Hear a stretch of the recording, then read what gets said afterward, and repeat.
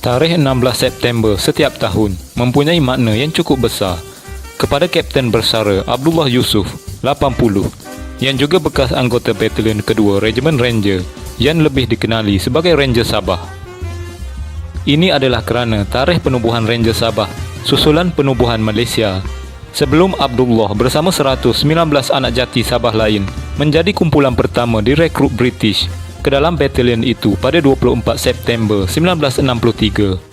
Meskipun sudah 4 dekad berlalu, namun pengorbanan demi mempertahankan negara sepanjang 15 tahun bersama pasukan itu tidak pernah luput daripada ingatan bapa kepada 3 anak itu, apatah lagi pernah bertempur dengan komunis. Mengimbau pengalaman itu, Abdullah berkata dia bersama 20 anggota pasukan itu pernah meredah hutan sekitar kampung Perian Lundu, Sarawak dalam usaha menjejaki kumpulan kecil pengganas yang bertanggungjawab menyerang hendap dan membunuh 15 ranger serta mencederakan 10 lagi dalam kejadian Mac 1972.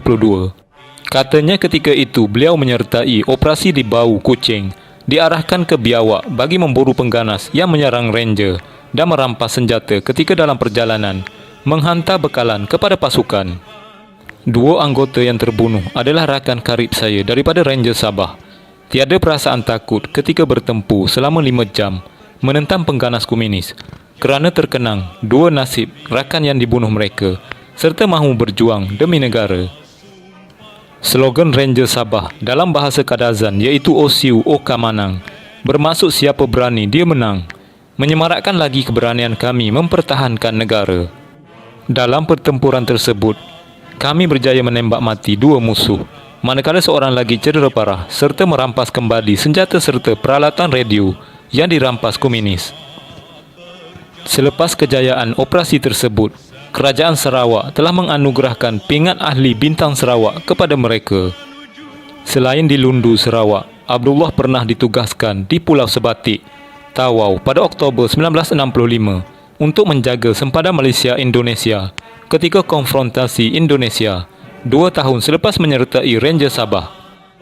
Abdullah yang juga anak bongsu daripada 8 beradik berasal dari Tandek Kudat menyertai Ranger Sabah pada usia 22 tahun sehingga menamatkan perkhidmatan pada 1979 dengan pangkat Kapten bersama Batalion Ketiga Regimen Askar Wataniah di Kem Seri Kinabatangan.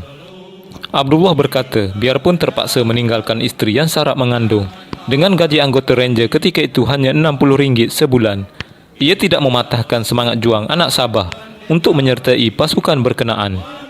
Sepanjang bertugas, saya pernah kehilangan beberapa rakan dalam batalion sama. Namun itu tidak sesekali mematahkan semangat juang kami kerana mahu melihat negara khususnya Sabah aman dan tidak dijajah.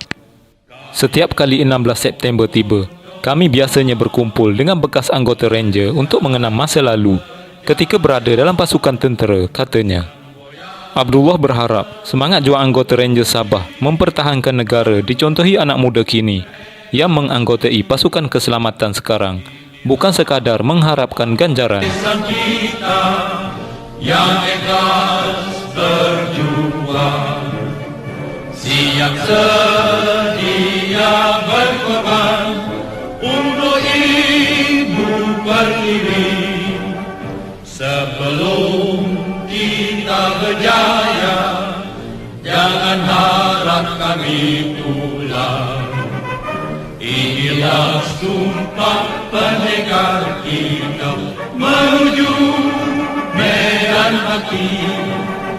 Andai kata kami gugur semua, taburlah bunga di atas pusara.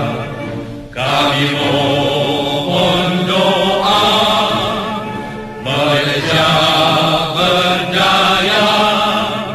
Semboyan telah berbunyi menuju medan baki.